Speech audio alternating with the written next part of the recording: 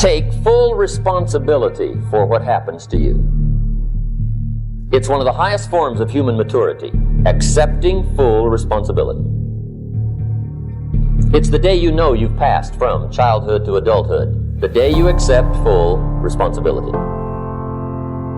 No one's coming. No one. No one's coming to push you. No one's coming to tell you to turn the TV off. No one's coming to tell you to get out the door and exercise. Nobody's coming to tell you to apply for that job that you've always dreamt about. Nobody's coming to write the business plan for you. It's up to you. And because you're only ever going to do the things that you feel like doing right now or that feel good right now, unless you understand that you've got to parent yourself, you've got to push yourself, you're not going to make your dreams come true. You've got to take care of the small disciplines before life will give you a chance to handle the more complicated disciplines. You start first with the smallest of disciplines, and do not neglect them and do not disregard them as being trifling. Everything matters. Everything's important. What if you get weak along the way and you throw in a towel on yourself, you surrender to your emotions? What then? A lot of people become discouraged. They become frustrated, and they say, oh, what the heck? And they go back to doing what they were doing before, saying it doesn't work. It's a mindset. Winning or losing in life is a mindset, because the only way you can truly win or lose in life takes place in your mind. If you think positively or negatively about life, it's a mindset and a choice. Whether you think positively or negatively about yourself, it's a mindset and a choice. You choose what you're looking for, because what you look for, you find. That's how life works. Make good choices, great things happen. But you gotta believe in you. So believe. I lost a lot of stuff. I lost a lot of friends. I lost a lot of strength. I lost a lot of courage. I lost a lot of time. I lost a lot of money, but I was still believing. Broke, I was believing. Lonely, I was believing. Betrayed, I was believing. So what's the decision? What have you been sitting on? Is it the decision to finally get serious? Is it the decision to get licensed? Is it the decision to stop worrying about what people think? Is it the decision to become a great closer? Is it the decision to get off of some drug or alcohol you're on? What's the decision? It's sitting right in front of you. You knew it when you came in here. What have you been hesitating on? What are you afraid of? Face it. Right now, what do you need to decide? The people that are going to own it are going to be the ones that did that work. And the one promise that I can make you right now is that somebody out there is out working. Somebody right now is doing the things that I'm saying.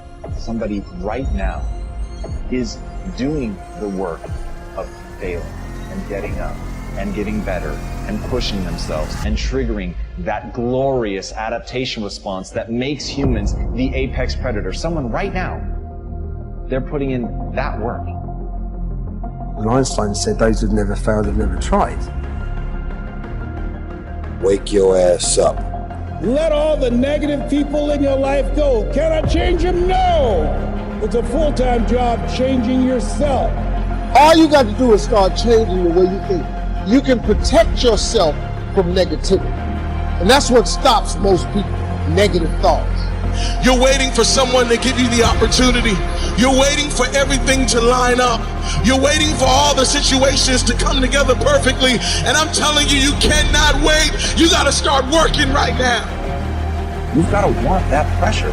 You've got to want things to be hard. You can't seek out the easy life. You can't just hope and pray that you can uncover inside of you some talent that's laid dormant that you didn't know about that's going to let things be easy for you. Don't throw the towel in so quickly. Many people give up on the 1-yard line.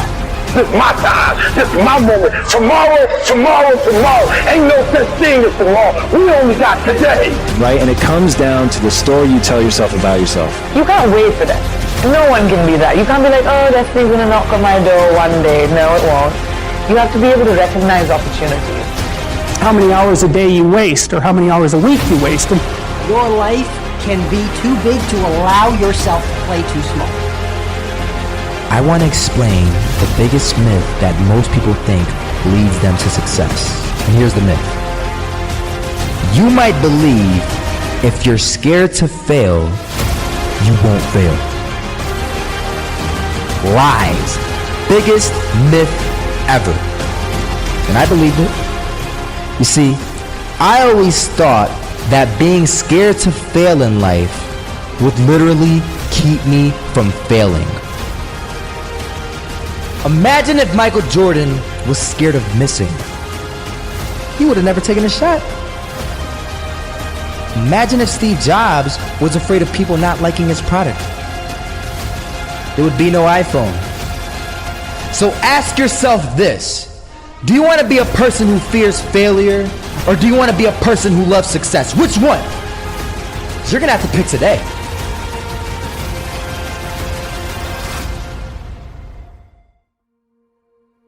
I kind of grew up in that space that is dangerous because it's like a slow asphyxiation, right? I grew up what I'd call like middle class, but probably the lower side of middle class too. So I think I've told you this, I think there's an advantage sometimes to growing up rich because you got connections and you see the right behaviors modeled maybe. When you're poor, a lot of my buddies that are successful now that were poor, they knew what they didn't want. They were fighting, they learned to struggle. They grew up sooner, right? They couldn't make excuses. They had to learn to be self-resilient. The middle's difficult because good's the enemy of great, right? And so it wasn't horrible. It wasn't like there wasn't food on the table. It wasn't like I didn't get a present on my birthday, right? So you kind of start to think that's what life is. No one in my family ever talked about dreaming or winning or being wealthy. Same time, we weren't really running from something either. So there was no stimulus. The stimulus when you're poor is to get out of there. The stimulus when you're rich is to replicate it. There was no stimulus from where I'm from. And so probably the rarest background when you meet somebody that's successful is the middle. It's actually the rarest that you meet somebody, they're from the middle. And so a lot of your listeners come from that place because most people are in the middle, right? And so I'm sort of, I think, an example of some of the things maybe you would need to do to get out of that space to move from good to some form of greatness in your life. Yeah. It's comfort, right? That word comfort can be a killer, right? And so that's exactly why I wanted you to point that out, is because so many of us do come from that, and also we're maybe existing in it right now. So true. And how important is it to stretch ourselves and to really kind of get comfortable with discomfort? You need to do that. Malcolm X is a guy that I've read a lot about, and Malcolm X, my favorite quote of Malcolm X is that which you do not hate, you will eventually tolerate. And so there has to be this point in your life where what you want is so much greater than where you are. You're in such discomfort. In other words, the gap between what you're dreaming of, what you're destined to do, what you're capable of, you're aware of it compared to where you are. That tension between the two has a pull power to it, right?